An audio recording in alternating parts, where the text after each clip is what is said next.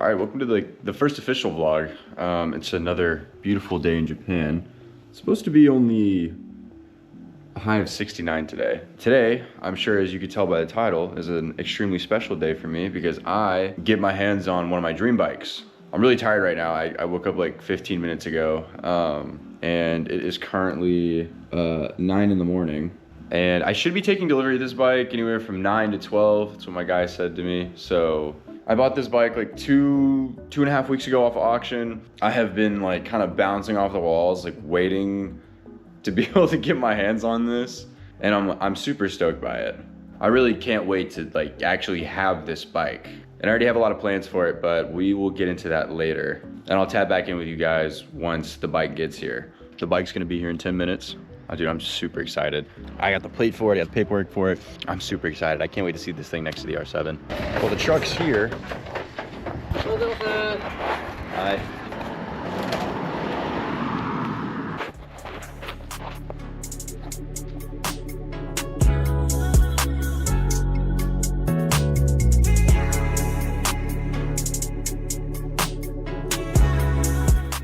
I don't think you guys understand how absolutely stoked I am to have this bike in my garage.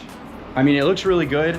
Genuinely, there is only one thing that actually does need to be addressed on it as a pretty immediate fix. I'm still gonna ride it because I'm stupid, but as you can see, this chain, this is definitely the only chain that's been on this bike, and this bitch is rusty.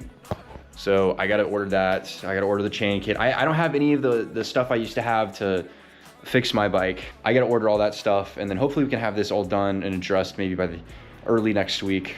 Anyways, let's go ahead and get this thing cleaned up. Let's hop on the bike and let's give her a fucking ride.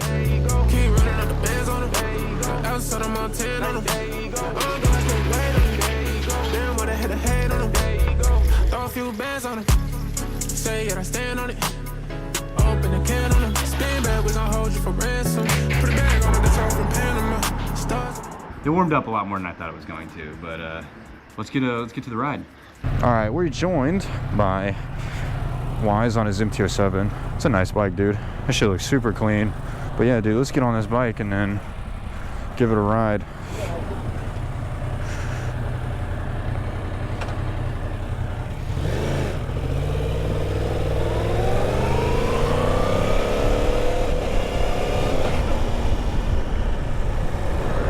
So there are a couple things about this bike that are really nice, actually, that I didn't realize it had when I bought it.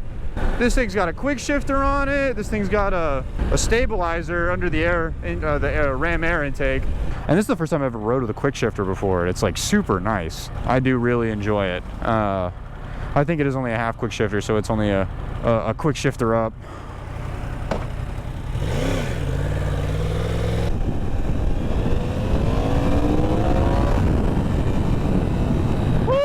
This thing's got some kick on it, bro. But man, dude, I'm so excited to be riding this thing. I will say this first gear, definitely hard to get out of. Especially living in rural Japan, dude. I mean, all the roads out here, it's like, you're going 40 miles an hour, you know, maybe.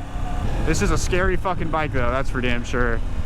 You know, it's been a while since I've sat on something and giving it the beans, and like, you know, you kind of like, you're like, you really start squeezing the grips tighter, and it's really scary, dude, honestly. Such a cool experience though. I can't wait to put a pipe on this thing, man, because I can really hear it, you know, once I start ripping on it, hearing that cross plane turn. But this is just such a fun bike and really a dream come true, dude. I finally get to say, you know, like, oh, I own an R1, dude. What do you think? What's up? What do you think? That shit nice. Yeah? I feel like I got a baby bike now. I do eventually, his MT, I do want to do a review. I rode an FZ, but there are a few different bikes I have lined up that I want to do, like, I guess, like, reaction/reviews to and whatnot, but that'll come.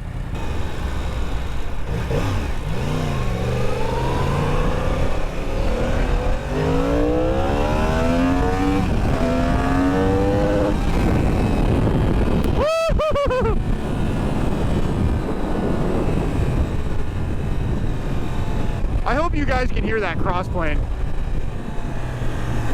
as well as I can. Oh, dude, look how it's so beautiful out here, man. Just northern rural Japan, so green, all these fields, and God, it is nice to live here, except for the winters, man. The winters fucking suck. All right, let's give her a little pull.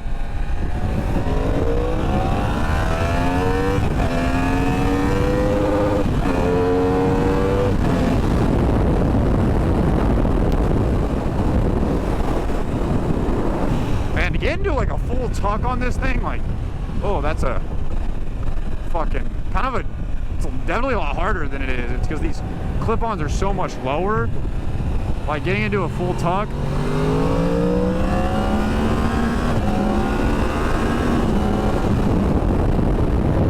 Way more of a challenge. Oh, I see a couple other motorcycles up here. There's a whole pack of them.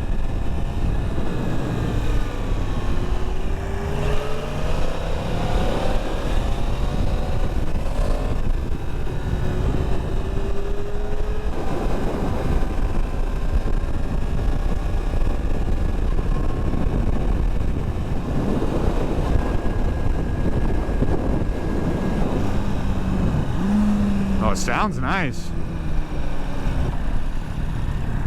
Nice bike.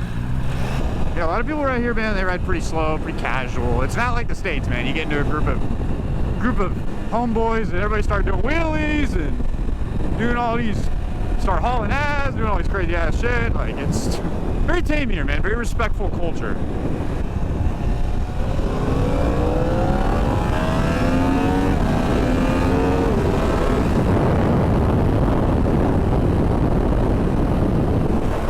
But I will say though, this is definitely a lot of bike for Japan. Maybe even too much, you know, this is too much bike in a lot of places, but I think it's cool to finally own one, you know. This isn't the last bike I'm gonna get. Honestly, the next bike I get is probably gonna be a step down from this. Oh, I definitely want to put a different seat on this thing at some point though, man. I need some cushion on my bony ass. All right, well, we're gonna run to Astros, probably go to the Yamaha dealership. And then I'll see you guys in the next part of this. Quick mention from our sponsor, me. If you're enjoying what you're watching, leave a like, leave a follow, maybe drop something in the comments because it really helps, and it helps push this kind of content to other people and even make it a full-time job one day. That'd be sick. But anyways, back to the video. Well, we made it back home. Put up the tool that I bought, and we're just gonna ride to one more scenic location and finally kind of really talk about, you know, why I bought this bike and really what the future looks like for us. So let's hop on this bad boy and go. Give her a rip really quick.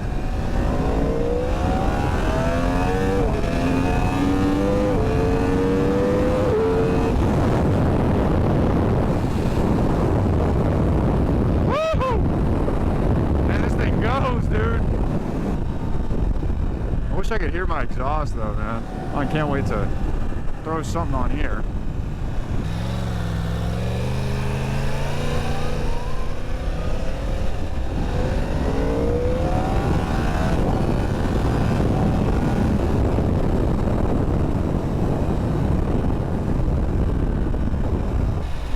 Okay, I see the ocean. We're closer now.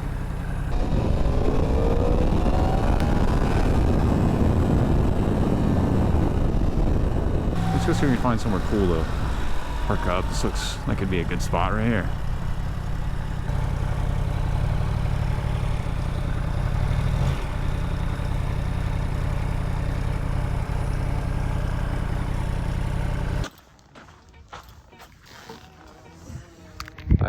I forgot my mics, so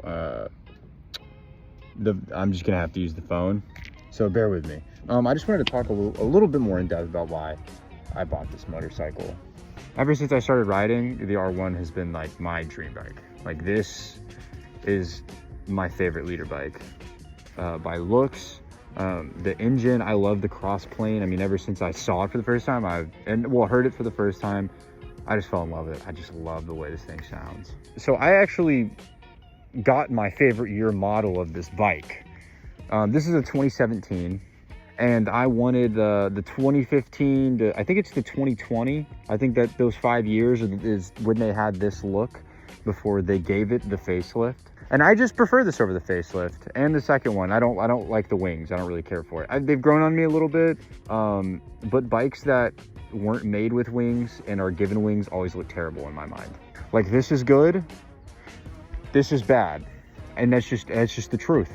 But I love just the more aggressive DRL design. I feel like the face and the ram air intake is just looks a lot better on this model. And then, I mean, the technology didn't improve, so it's not like I'm missing anything there, or really anything else on the bike, except the chain guard. I know the chain on these bikes slowly eat the swing arm a little bit. I think Matthew Woods mentions that in his videos. So I had quite a few options when buying a bike. I didn't want a new bike at all. I was not planning to buy an R1. The bike I wanted, actually, I wanted a 1987 to like a 1993 early 700 or 1000. And that's what I was actually looking at. I almost bought an all black ZX7R, 1990, I think it was a 1992 H2 ZX7R. And it got bought before I could get my hands on it. And that saddened me a bit because I still really want that bike. And the other bike I was actually really looking for was the very first generation Honda Fireblade. I just love the look of those bikes. And they're just, even though I'm in Japan and the market out here is definitely a little better than the US in terms of like quality, old quality kept bikes, it was still, I couldn't find them anywhere. I looked everywhere. And then this happened to just kind of stumble upon me. Even though I bought this in Japan, this bike's actually stateside eligible, and I completely plan to bring it back with me to the US. As of now, that's the idea, because I'm not gonna live here forever. But I did actually buy this through an auction. Shout out NYC Bikes. That guy helped me out. David helped me out a lot with this, and we're soon to finish up the paperwork entirely on it.